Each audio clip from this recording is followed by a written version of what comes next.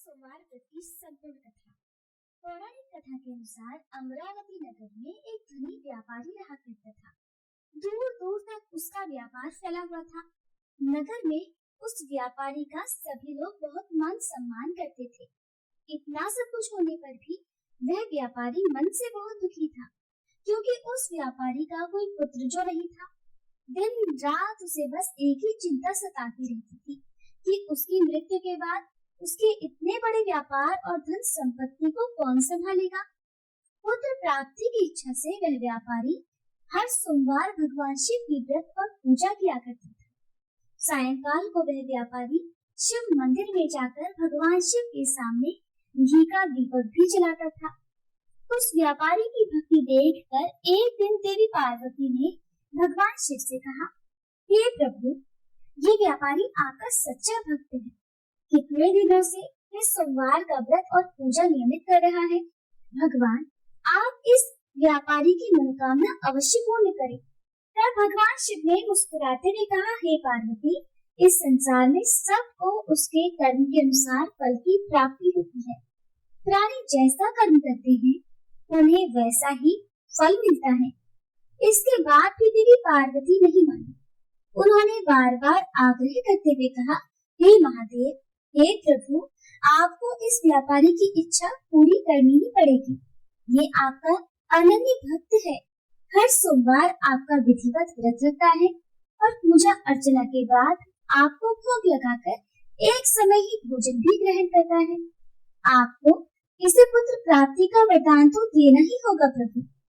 देवी पार्वती का इतना आग्रह देखकर भगवान शिव ने कहा, देवी, तुम्हारे आग्रह पर मैं इस व्यापारी को पुत्र प्राप्ति का वरदान देता हूँ, लेकिन इसका पुत्र 16 वर्ष से अधिक जीवित नहीं रहेगा। उसी रात भगवान शिव ने स्वप्न में उस व्यापारी को दर्शन देकर उसे पुत्र प्राप्ति का वरदान दिया और उसके पुत्र के 16 वर्ष तक जीवित रहने की बात भी बताई। भगवान के वरदान से उस व्यापारी को खुशी तो हुई, लेकिन पुत्र की अल्पायु की चिंता ने उस खुशी को नष्ट कर दिया। व्यापारी अब भी पहले की तरह सोमवार का विधिवत व्रत करता रहा। कुछ महीने पश्चात उसके घर एक बहुत ही सुंदर पुत्र उत्पन्न हुआ।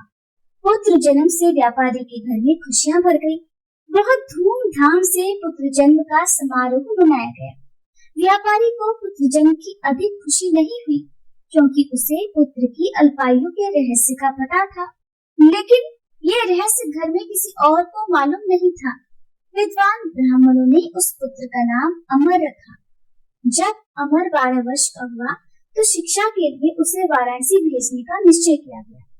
व्यापारी ने अमर के मामा दीपचंद को बुलाया और कहा कि अमर को शिक्षा प्राप्त करने के लिए वाराणसी छोड़कर आओ। अमर अब अपने मामा के साथ शिक्षा प्राप्त करने के लिए चल दिया। रास्ते में जहाँ भी अमर और दीपचंद रात्रि विश्राम के लिए ठहरते, वही यज्ञ करते और ब्राह्मणों को भोजन भी कराते थे।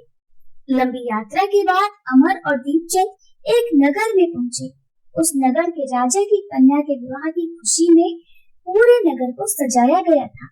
निश्चित समय पर बारात आ गई, लेकिन वर का पिता अपने बेटे के एक आंख से काना होने के कारण बहुत चिंतित था। उसे इस बात का भय सता रहा था कि राजा को इस बात का पता चलने पर कहीं वह विवाह से इनकार न कर दे, इससे उसकी बदनामी होगी। वर के पिता ने अमर को देखा तो उसके मस्तिष्क में विचार आया।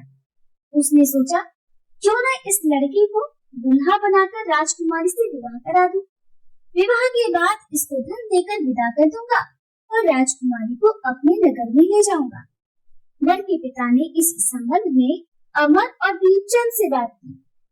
दीपचंद ने धन मिलने के लालच में वर के पिता की बात स्वीकार कर ली और अमर को दूल्हे के वस्त्र पहनाकर राजकुमारी चंद्रिका से विवाह करा दिया गया।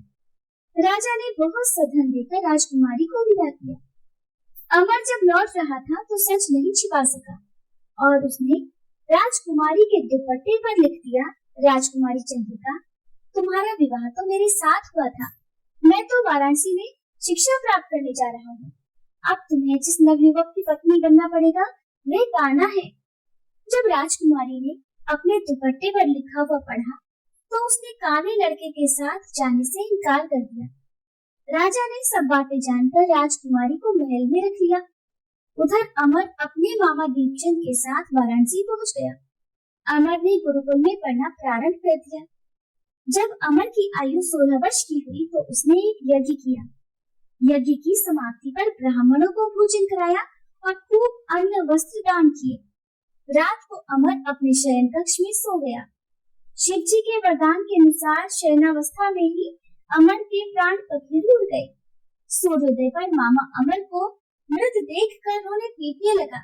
आसपास के लोग भी एकत्र होकर दुख प्रकट करने लगे। मामा के रोने विलाप करने के स्वर समीप से गुजरते हुए भगवान शिव और माता पार्वती ने भी सुने।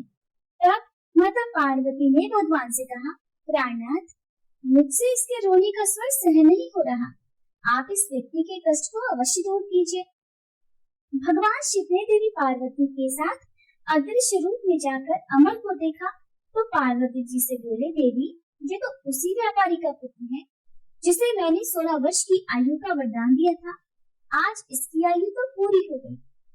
देवी पार्वती ने फिर भगवान शिव से निवेदन किया, हे प्राणनाथ, आप इस लड़के को जीवित कर दीजिए, नहीं तो इस लड़के के माता पिता पुत्र की मृत्यु के कारण रो रो कर अपने प्राणों का त्याग कर देंगे।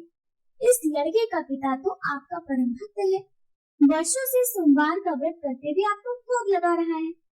माता पार्वती के बार बार आग्रह करने पर भगवान शिव ने उस लड़के को जीवित होने का वरदान दे दिया और कुछ ही क्षणों में वह जीवित होकर उठ बैठा।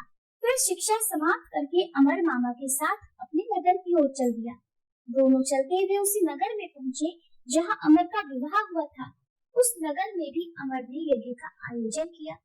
समीप से गुजरते हुए नगर के राजा ने यज्ञ का आयोजन देखा। तब राजा ने अमर को तुरंत पहचान लिया।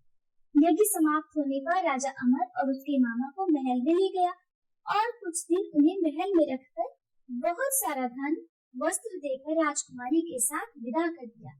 रास्ते में सुरक्षा के लिए राजा ने बहुत से सैनिकों को भी साथ भेजा। दीपचंद ने नगर में पहुंचते ही एक दूत को घर भेजकर अपने आने की सूचना भेजी। अपने बेटे अमर के जीवित वापस लौटने की सूचना से व्यापारी बहुत प्रसन्न हुआ।